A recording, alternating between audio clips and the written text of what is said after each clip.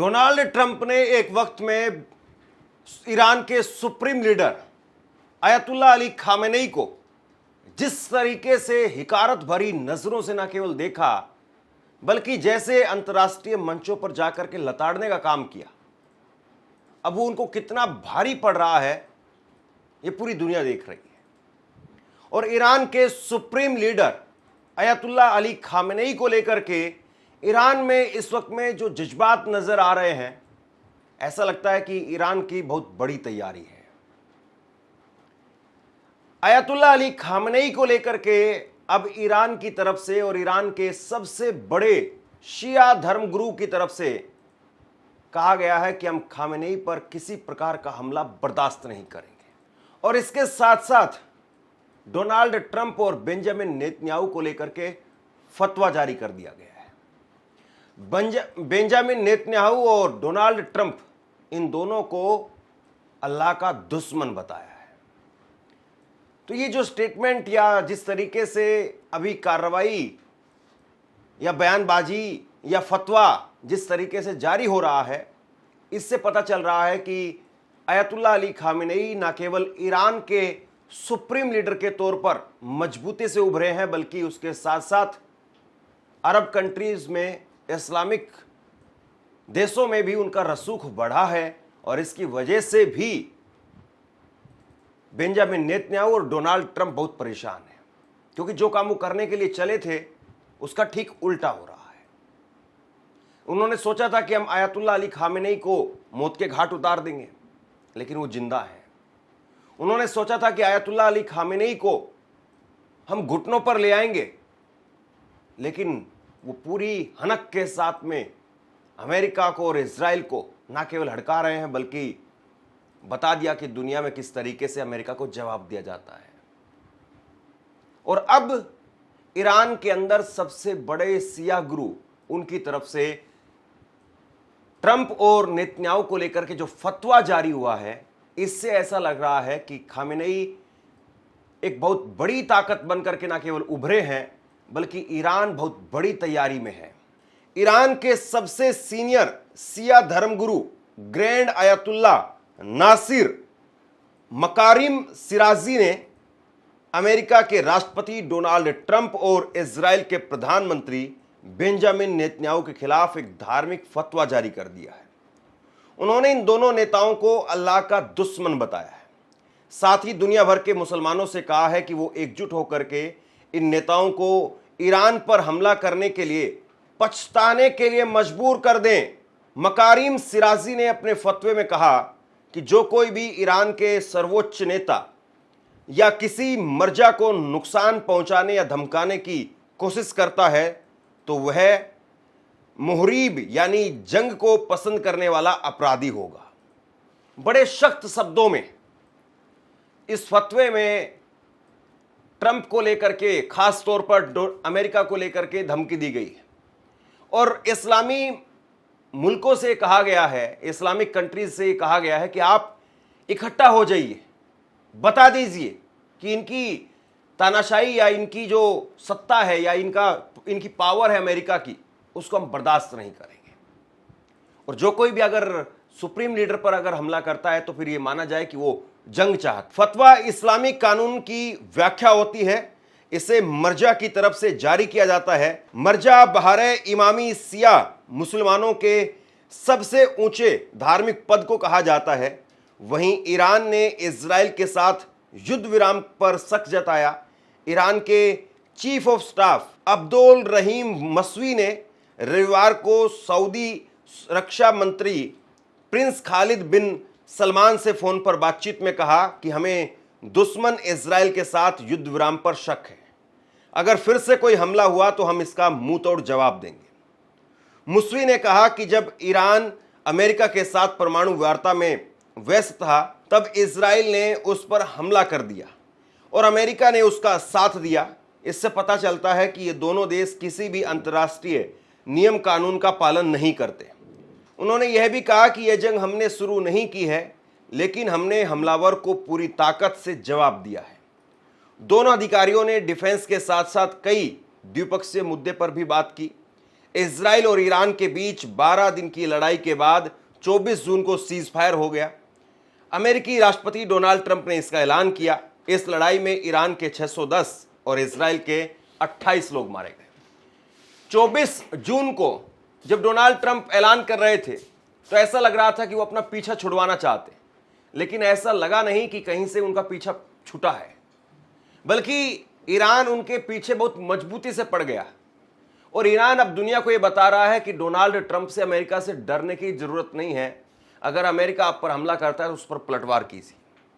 यह कहीं ना कहीं एक बड़ा मैसेज है। और सबसे बड़ी बात यह है कि क्या अलग अलग इस्लामिक देश जो अपने देश में अमेरिकी बेस को बनवाए हुए हैं, एक तरीके से अपनी सुरक्षा की जिम्मेदारी पूरी तरीके से अमेरिका को सौंप रखी है, क्या अब वो खामेनेई के साथ में डट करके खड़े होंगे?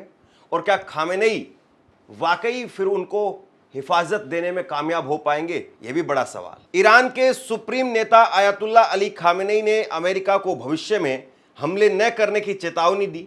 इस पर अमेरिकी राष्ट्रपति डोनाल्ड ट्रंप ने आयतुल्ला अली खामेनेई का मजाक उड़ाया था।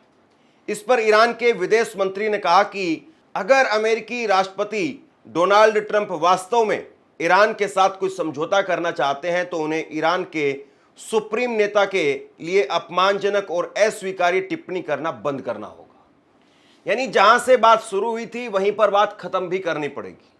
आपको याद होगा जब 12 जून को पहली बार इजराइल की तरफ से हमला किया गया था, उस वक्त में 13 जून को जो पहली प्रतिक्रिया आई थी ईरान की तरफ से इजरायली हमले के बाद, तब आयतुल्ला अली खामेनेई ने कहा था कि ना तो हम किसी की थोपी हुई शांति लेंगे, ना किसी का थोपा हुआ युद्ध लेंगे, और ना ही किसी का थोपा हुआ सीज फायर लेंगे। और उसके बाद में डोनाल्ड ट्रंप, उनको लग रहा था कि मैं दुनिया का सबसे बड़ा बॉस हूं, मैं अमेरिका का प्रेसिडेंट हूं, तो भला ये खामेनेई या ईरान क्या चीज है, इनको तो हमारे सामने पानी भरना चाहिए। और उन्होंने बड़े ही हिकारत भरे लहजे में कह दिया था कि सो कॉल्ड सुप्रीम लीडर। और अब जो है उसका जवाब दिया जा रहा है। अब ईरान के विदेश मंत्री अब्बास अरागची वो जवाब देते हुए कह रहे हैं कि अगर अमेरिका हमारे साथ बातचीत करना चाहता है, अमेरिका ईरान के साथ अगर कोई सौदा करना चाहता है, अमेरिका अगर ईरान के साथ कोई डील करना चाहता है, तो सबसे पहले उन्हें वो अपने दिमाग से आयतुल्ला अली खामेनेई को लेकर के जो बदतमीजी भरी हुई है वो निकाल देनी होगी। कुछ इस लहजे में अब ईरान और ईरान के विदेश मंत्री जवाब दे रहे हैं। और यही बताता है कि आप इस युद्ध में कहां पर खड़े थे। अगर कोई हारने वाला देश होता है तो उसकी इतनी हिम्मत हो नहीं पाती है कि वो इस तरह की धमकी या इस तरह के लहजे में अपने से पावरफुल या यूं कहें कि दुनिया के सबसे पावरफुल देश से बात कर सके। अमेरिकी राष्ट्रपति की टिप्पणी को लेकर के ईरान के विदेश मंत्री अब्बास अरागची ने सोशल मीडिया एक्स पर प्रतिक्रिया दी। उन्होंने कहा कि अमेरिकी राष्ट्रपति ट्रंप को ईरान के supreme leader ayatollah Ali Khamenei के करोड़ों सच्चे अनुयायियों को ठेस पहुंचाना बंद करना चाहिए। अब बात यहां तक आ गई है कि कहीं कल को ऐसा ना हो कि ईरान ये मांग करने लग जाए कि भाई पहले आप हमारे नेता से माफी मांगिए, पहले आप हमारे नेता से माफी मांगिए और उसके बाद में कोई बात होगी। तो कुल मिलाकर के ईरान अमेरिका को अपनी पूरी हनक दिखा रहा है। वहीं ईरान के विदेश मंत्री अब्बास अरागची ने ईरान इजराइल के सैन्य संघर्ष को लेकर के भी एक बयान दिया। अरागची ने कहा कि ईरान के महान और ताकतवर लोगों ने दुनिया को दिखा दिया कि इजरायली शासन के पास हमारे मिसाइलों से बचने के लिए अपने डैडी के पास भागने के अलावा और कोई दूसरा तरीका नहीं था। ईरान हर वो चुभता हुआ बयान इजराइल पर और अमेरिका पर छोड़ रहा है जो सीधे उसके सीने में जाकर के लग रहा है। और अब्बास अरागची वो इस बात को कह रहे हैं कि देखो, इस बात को अब अमेरिका समझ गया होगा और इजराइल भी समझ गया कि जब उसकी मिसाइलें कहर बरपाने लगी तो इजराइल के पास में कोई दूसरा रास्ता नहीं था कि भाग करके वो अपने पिताजी के पास, अपने डैडी के पास यानी अमेरिका के पास भाग करके जाए। इस दौरान ईरानी विदेश मंत्री ने एक चेतावनी भी जारी की। उन्होंने कहा, अगर कोई गलतफहमी और बड़ी गलतियों की ओर लेकर जाती है तो ईरान अपनी असली क्षमता को दिखाने में किसी तरह का संकोच नहीं करेगा। वह क्षमता ईरान की ताकत को लेकर किसी भी गलतफहमी को निश्चित तौर पर खत्म कर देगी। मतलब एक तरीके से ईरान और ईरान के विदेश मंत्री खुल करके कह रहे हैं कि भाई हम बर्दाश्त नहीं करेंगे, आपको अगर किसी तरह से कोई आपके दिमाग में कोई वहम है, कोई भ्रम है, तो उस भ्रम को दूर कर लीजिए, उस वहम को दूर कर लीजिए, वरना हम अपनी ताकत दिखाएंगे और आपके वहम को चकनाचूर कर देंगे। आयतुल्लाह अली खामेनेई को लेकर के इस वक्त में जो माहौल दिखाई दे रहा है और ईरान ने जिस तरीके से मजबूती के साथ में अपने लीडर के साथ खड़े होने का फैसला किया, ये बहुत मुश्किल होता है ऐसा देखना, या बहुत कम देश होते हैं जो इस तरह का समर्थन अपनी सरकारों के प्रति या अपने नेता के प्रति दिखा पाते हैं, या दुनिया में ऐसे बहुत कम नेता होते हैं जो इतने मुश्किल हालातों में भी इस तरह का समर्थन जुटा पाए। वरना अक्सर ये होता है कि लोग सड़कों पर उतरना शुरू कर देते हैं, और जंग केवल बॉर्डर पर ही नहीं होती है, जंग आपके घर के अंदर भी होती है। लेकिन अगर आप घर से मजबूत हैं तो आप हर जंग को जीत जाते हैं। और यही एक बड़ी वजह है कि ईरान कभी इस तरीके से कमज़ोर नहीं पड़ा जब जंग चल रही थी उस वक्त में भी, और जंग का जब निर्णायक अंत हुआ उस वक्त में भी। ऐसा नहीं है कि अभी अमेरिकी बेस पर हमला करने के बाद में खामेनेई की ताकत कोई बहुत ज़्यादा बढ़ गई है, बल्कि हमला करने से पहले भी जब जंग चल रही थी उस वक्त में जुम्मे की नमाज पर बहुत भारी तादाद में मुस्लिम न केवल सड़कों पर उतरे, बल्कि उन्होंने फिर से वही नारे दोहराए, डेथ टू अमेरिका, और कहा कि इजराइल मुर्दाबाद, अमेरिका मुर्दाबाद। और यहीं से लगा कि खामेनेई वो इस वक्त में बहुत मजबूत है। और ऐसा लगा नहीं था कि अमेरिका गुस्ताखी करेगा, गलती करेगा, लेकिन अमेरिका ने वो गलती कर दी। और उसके बाद में फिर हम सब ने देखा, पूरी दुनिया ने देखा, जो कभी 100 साल में नहीं हो पाया, खामेनेई ने वो कर दिखाया। अमेरिका के सैन्य बेस पर हमला किया, और अमेरिका के सैन्य बेस पर हमला होते ही अमेरिका की साख धू धू करके धुआं हो गई। यानी जिसको लोग पर्वत मान रहे थे, पहाड़ मान रहे थे, कि इस पर्वत को पार पाना, अमेरिका की पहाड़ जैसी साख को तोड़ना, चट्टान जैसी अमेरिका की साख को तोड़ना मुश्किल ही नहीं, नामुमकिन जिसको दुनिया मान रही थी, उसको खामेनेई ने तार तार कर दिया। और खामेनेई ने दुनिया को अपनी ताकत का न केवल इजहार कराया उस वक्त में मुश्किल हालात में, बल्कि अब वो एक बड़ी तैयारी की तरफ आगे बढ़ रहे हैं। और ये तैयारी दिखाई दे रही है कि खामेनेई इस्लामिक कंट्रीज़ के बीच में अपने आप को स्थापित करना चाहते हैं। अब वो ईरान से आगे, उम्र भले ही 85 की हो, लेकिन ऐसा लगता है कि सपने अभी भी 25 साल वाले नौजवान खामेनेई की जैसे हैं।